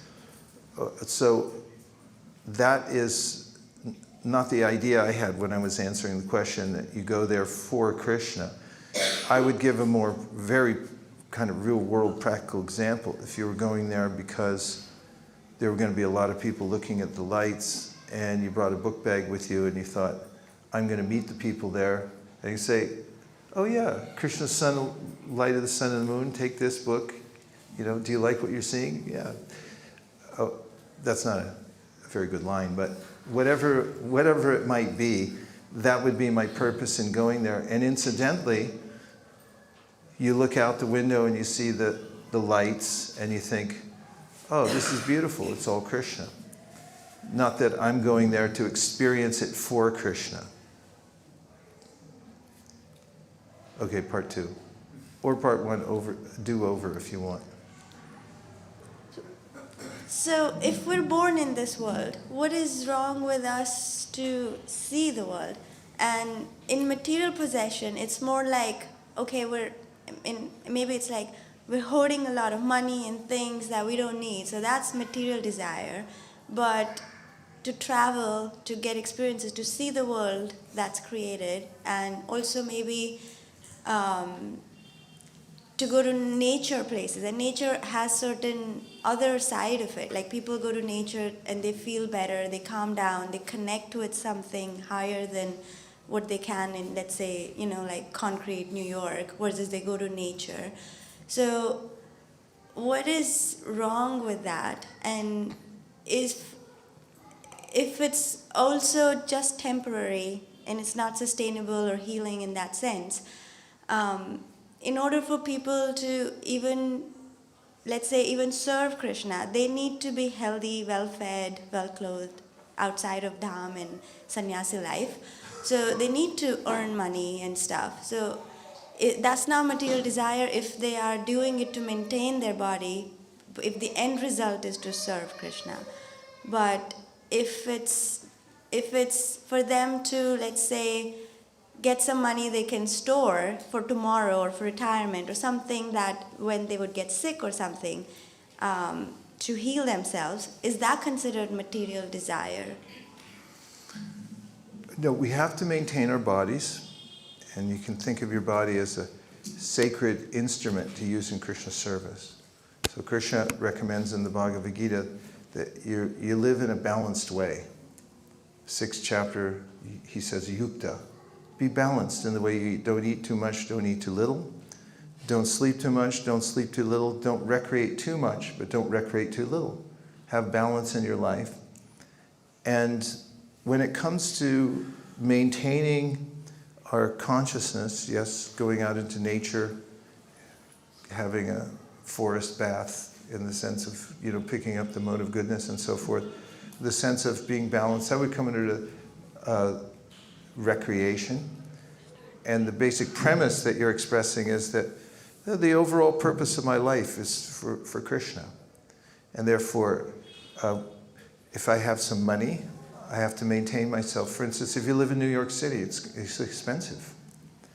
And if you want to do service there, you're going to have to somehow figure out how to live there. And therefore, if you're working and you're maintaining a place, and it takes you a certain percentage of time to do that, you're fully absorbed in that, but your ultimate purpose in life is to keep serving Krishna, and you want to be close to the devotees there, then all that gets counted as the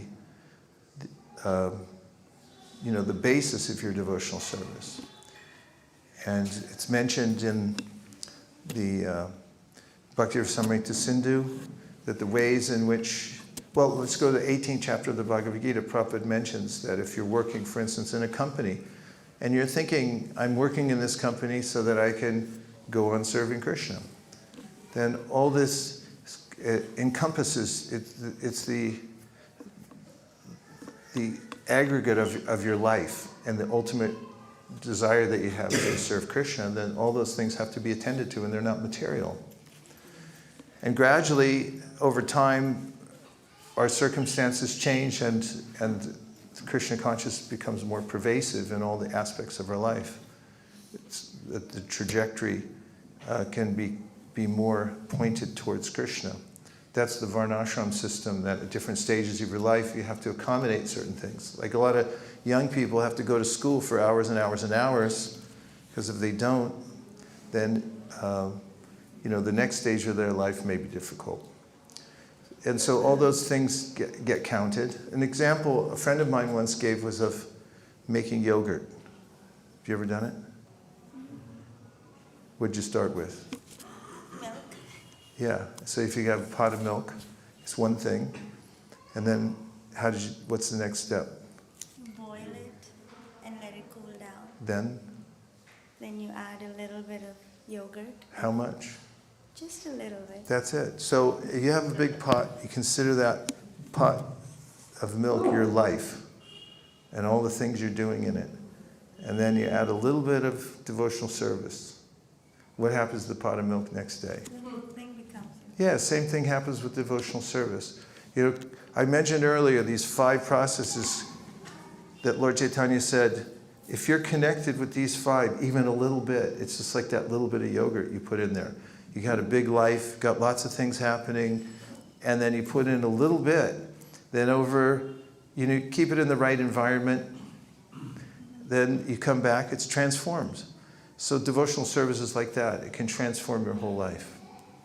And obviously you have to have some things, and if you go to the forest, it's a great experience. In fact, you notice there's a place near us. Prabhupada went to this forest. He used to do things like that. That's why I said I was surprised when he wanted to go see Washington, D.C. Prabhupada would go on walks, and the devotees would try to pick really nice natural places for him to go. one of them in San Francisco is called Muir Woods.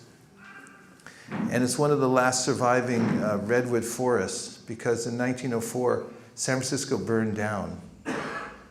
And there was an earthquake, and then the water system didn't work, so everything just burned to the ground. The whole city burned to the ground. So they had to rebuild it, and there was lots of trees around, so they cut down all the trees. That's why most things in San Francisco are made of redwood. They cut down all the redwoods. But they preserved, as a national park, there was a president back in the old days who was enlightened and about ecology and stuff like that. He made the park a national park, a national monument, actually. And therefore it's protected, and you can walk in there. And John Muir actually was instrumental in that. So when you walk through the forest, he has named different parts of the forest. Here's the cathedral. He calls this one area the cathedral, because there's these towering redwoods.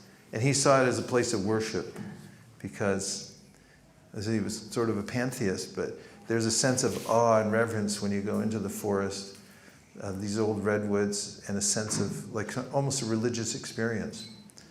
So yogis gravitate to the forest, and then on the other hand, devotees can be anywhere and have that experience. But going, as Prabhupada did, to places of beauty, to become aware of Krishna's nature, like Prabhupada would point out things that he would see in nature and talk about how it related to Krishna. It may have been here in Mayapur, but he was on a morning walk, and he used to have sannyasis and other leaders following him. So he stopped at one point, and there was a pile of bird droppings that had accumulated into a little mound. And Prabhupada pointed with his cane, and he said, "What does that mean?" And devotees were trying to concoct some philosophical idea behind it. But Prabhupada, it means that, I don't know, looking at each other. And Prabhupada, it means that even the bird is attached to its tree because he sits on the same exact branch every day, and here's the forensic evidence. And so, you know, Prabhupada, he would look at nature, but he would find everything in relationship to Krishna. And it's nice to go on morning walks. We've been doing that when I go to temples. You know, we'll sit in a circle and chant japa. We have these japa circles. But I've found it especially powerful to go out and go for a walk and then chant. Like we were just in South India a couple months ago. We were in Visakhapatnam, and the temple's right on the beach. So we'd all sit together. We had a group of young people, and then chant for 45 minutes, and then we get up and we go out. We all went to the beach, and we put down some mats, and we sat on the beach while the sun was rising. And then we had this reflection period where, what did you experience out here?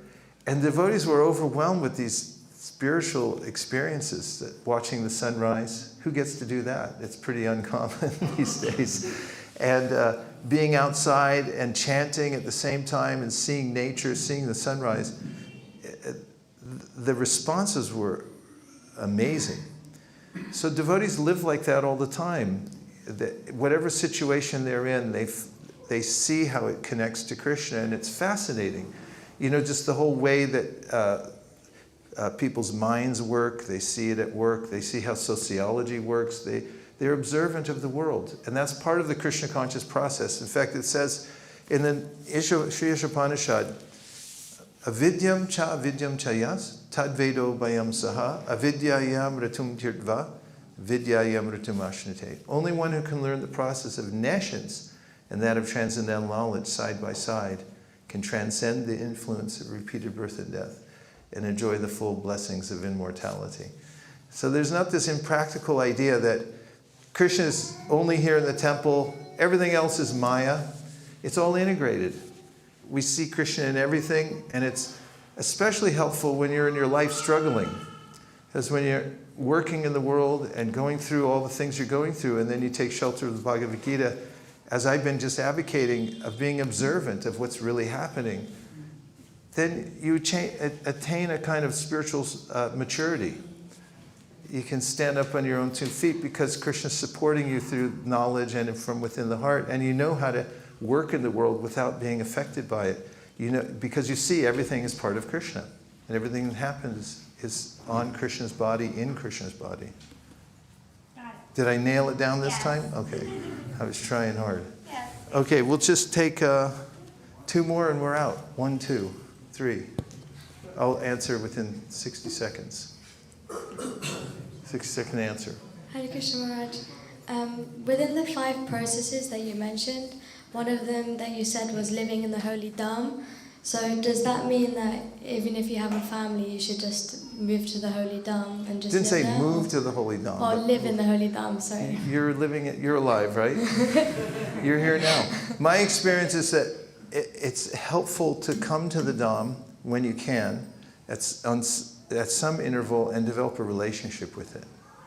Because you start to see that there's something you get here in the Dhams that you don't get anywhere else. It's unique, definitely unique. You feel it. So you don't have to move your whole family here and live here.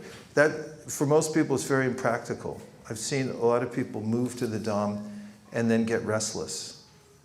And they go to Vrindavan and they'll think, well, let's go to Delhi next weekend and watch a movie, and then we'll come back. It's like, you're not ready to live in the Dham. Prabhupada said 3 days or 3 years. 3 years means you got some service there. 3 days means just go there reverently, pray to Krishna Balaram, go home, and feel what it felt like to be there.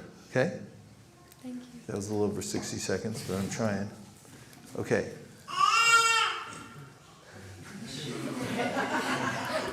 I'm not the only one who's very eager to ask a question, I guess. Okay.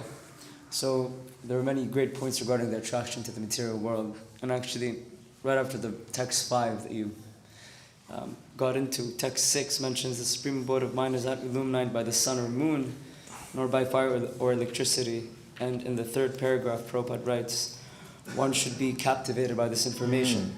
He should desire to transfer himself to that eternal world and extricate himself from this false reflection of reality. And I think that speaks volumes and volumes, because the information is there for us to find and relish. And when we come to the Dhams, it's especially true and alive. And I keep reading that again and again, and I think there's so much potency. But I did have a question. Okay. In the purport that we were reading, Prabhupada also writes, devotional service is a process of spiritual understanding. And I feel there's depth and angles to that I can't yet understand, but I'd love to hear from you what you can share about that line. Well, process means there's steps to take. And when you're given steps and you execute them, then you'll see that you are transformed and helped by the process. Prabhupada said there's 2 things you need to advance. One is knowledge and the other is practice. So when you have a clear idea about what to do and you follow it, you avoid the mind, which is flickering. For instance, Krishna says in the Gita, Raga Dvesha Vimuktaistu Vishayan Indriyaishcharan Atmavashya Vidheya Atma Prasada Marigachati. One achieves prasad, the mercy of the Lord, by following the regulative principles of freedom. He describes how there's a way in which you can utilize your senses according to Krishna's instruction. These are regulative principles of freedom. And if you follow that process, like what Krishna says to do rather than what your mind tells you what to do, then you'll notice that you're getting some mercy. So as humans, this is reasonable. Any discipline we have to embark upon, for instance, going to school, you got to do your homework, right? Otherwise, you get there for the test and you just sit there. I wish I studied. So, we can apply ourselves to something that's given to us from Krishna, and we'll feel that we're improved. Okay, last one. Yes.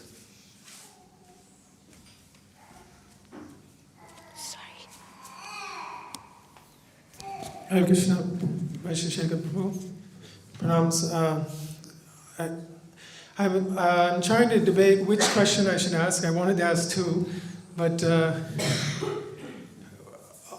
I guess I'll just ask this one. We understand like the term Goshtiyanandi is often like we are encouraged. We are not just practicing for ourselves. We want to reach out to others, and that's the mood we want to develop. So I was just curious, for someone who is a farmer, for example, spends most of the time with the cows and lands, how does he maintain this mood of Goshtiyanandi? I've asked this to another Prabhupada disciple. I was curious to hear from you. So where's the farm? How far away is it? Actually, in Mayapur, there's no excuse for me, personally speaking, because the farm or the cows and the people are like right together. Well, it's always helpful in any service that you have to take the opportunity to go into the great unknown and give Krishna consciousness to others. Whether you work in the rough and tumble world, 9 to 5, in a city, or you live on a farm, it's always helpful to go outside your regular area of service, or perhaps it's your comfort zone, and do something where you're directly meeting people and giving them Krishna consciousness. For instance, when you go in Harinam, the greatest show on earth is to watch people's faces when they're walking by. Is you just notice the power of the holy name. You see it for yourself then. And if you go out to distribute books and meet people, and you have these interactions, it's for you. You remind yourself of the potency of what you already have, because we can forget. In any discipline where you're doing the same thing over and over again, it can become rote, and you just think, it's just this. In fact, Krishna says it in the Bhagavatam. He says, sometimes sages, they live by the Ganges, and then they take it for granted, so they go somewhere else to take bath. Because it's just the Ganges, it's right here. I'll go somewhere else to take bath. So going out from wherever you are to connect with people who don't have it gives you the experience of the value of what you have. You vicariously experience what we want to experience, is if you remember back to the first time you had the revelation that, wait a minute, what is this? In Bhagavad Gita's, sounds like God speaking to me. Or you hear the Hare Krishna mantra and you go, that is mystical and powerful. You know that first time? Yeah. So we need to experience that again and again. So at the very least, you should plan something to go out, somehow make an excursion to do your outreach somewhere. At least go with somebody else who's doing it. What happened to Madhav? He was here. He'd take you out. Oh, he has a team here called Chaitanya's Minions. He takes devotees out and shows them how to distribute books. He distributes all over the campus. Just walk around, for 10 minutes, half an hour, and do some book distribution or do some Harinam. It's really important. I was talking to my godbrother, Sannyasi, I was just talking about earlier, who I interviewed. He passed away. Gunagrahi Maharaj. And he was saying when he first became a temple president, he started feeling anxiety, so he went to his GBC, Rupanuga. He said, what should I do? And he said, go on Sankirtan at least once a week. And he said once he started doing that, he became an enlightened leader, and all his anxieties were gone. So that's what I recommend. We just have 3 minutes for a little kirtan. Namo Vishnu Padaya Krishna Preshaya Bhutale Srimate Bhakti Vedanta Swami Namine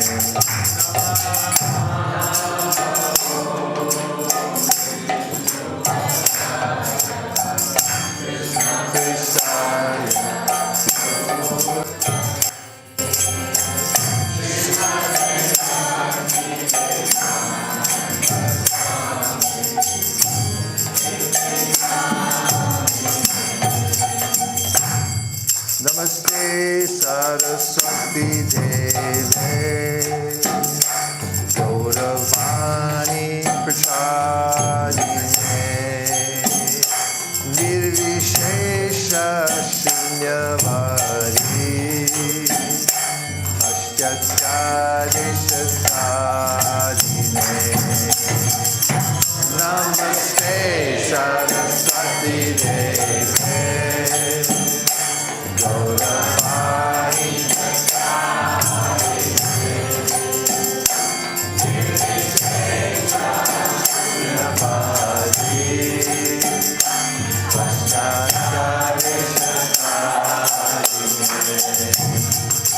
Jaya Shri Krishna Chaitanya Prabhu Nityananda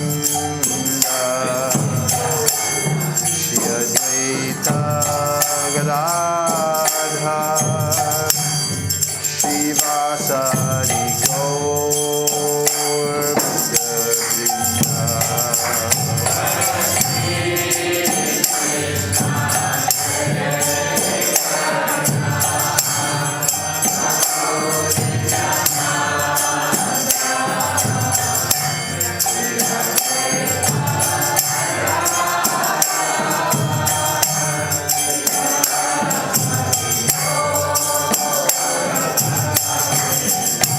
Jaya Shri Krishna Chaitanya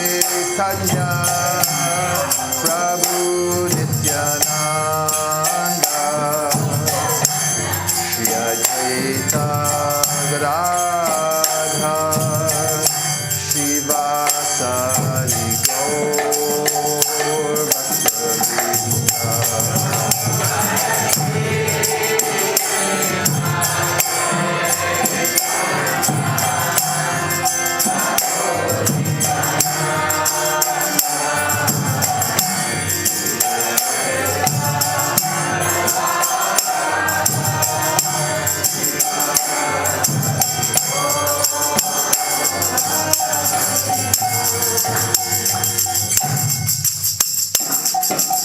Hare Krishna, Krishna Krishna, Hare Hare, Hare Rama, Hare Rama, Rama Rama, Hare Hare.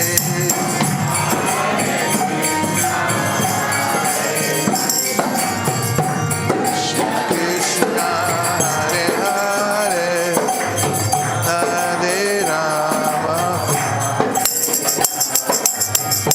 Rama Rama, Hare Hare, Hare Krishna, Hare Krishna, Krishna Hare Hare, Hare Rama, Hare Rama, Rama Rama, Hare Hare, Hare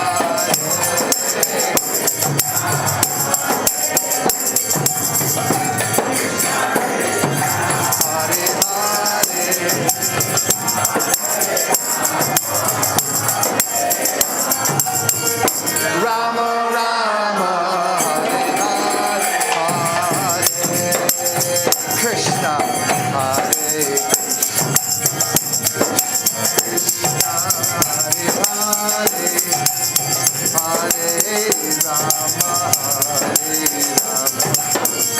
Rama Rama, Hare Hare, Hare.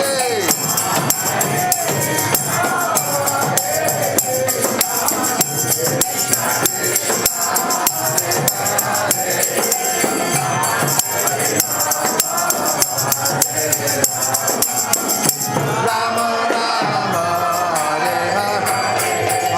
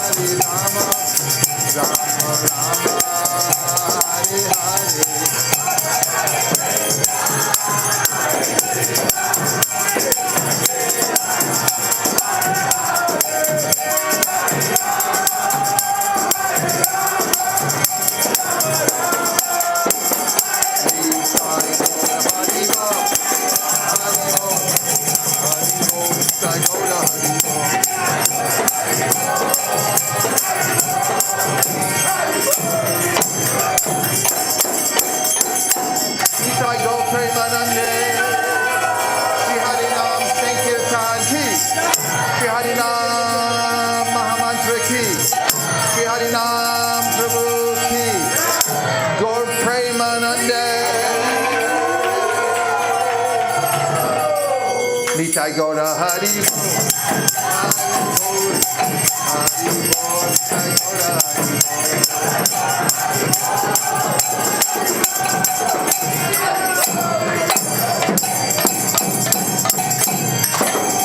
Jaya Vishnupada Paramahamsa Parivraj Gacharya Stotra Sutta Shri Srimad His Divine Grace A.C. Bhaktivedanta Swami Maharaj Srila Prabhupada Ki. Jaya Om Vishnupada Paramahamsa Parivraj Gacharya Stotra Sutta Shri Srimad Srila Bhakti Siddhanta Saraswati Goswami Maharaj Ki. Ananta Koti Vaishnavini Ki. Namacharya Srila Haridas Thakur Ki. Vaisesika Ho Shri Krishna Chaitanya Prabhu Nityananda Shri Advaita Gadadhara Shivasari Gaura Bhakta Vrinda Ki. Sri Sri Radha Krishna Gokupina Shama Kund Radha Kund Giri Govardhan Ki Jai. Shri Vrindavan Dham Ki Jai. Shri Mayapur Navdipam Ki Jai. Shri Jagannath Puri Dham Ki Jai. Tulsi Devi Bhakti Devi Ki Jai. Jamuna Devi Ganga Devi Ki Jai. Sambheta Bhakti Vrinda Ki. All glories to some of the devotees. All glories to some of the devotees. All glories to some of the devotees. Gaur Premanande Hari Hari. Dear Srila Prabhupada, dear Shri Chaitanya Mahaprabhu, Shri Shri Panchatattva, Shri Shri Gaurnitai, Shri Shri Radha Madhavasta Saki, Shri Shri Prahlad Nrsingadev. If you so desire, please let us always remember the value of the association we have in this lifetime of devotees. Never take any meeting with devotees for granted, for we're all here passing through, and every moment is precious that we have in the association of devotees. So please, let us be unlimitedly grateful for having this association and try to express it as much as possible in the way that we serve other devotees. Thank you for considering our request. Om Tat Sat. Everyone agrees with this prayer in whole or in part.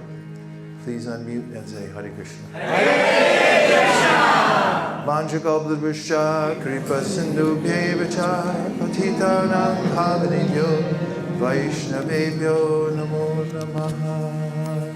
Couple of announcements. What? Couple of announcements. We have an announcement from our sponsor. Just the camera. We would like to acknowledge the devotees who have sponsored a few evenings prasadam. Hari Bol. Hari Bol. Jyoti Mataji. Rasika Hari Prabhu and Smriti Hari Priya Mataji. Navdeep Prana Prabhu and Sugamani Madhavi Mataji. So today's prasadam is pizza along with sweets. Pizzas. Pizza for everybody. Pizza for all our friends. And we have these beautiful, the 4 questions books here by His Grace Vaisesika Prabhu. It's a BBT book. If you'd like, please come forward. And tomorrow's Guru Puja is also led by His Grace in the temple. Thank you. Hare Krishna. What? You want to serve out? You do. And Navina can do. Oh my God, look at that.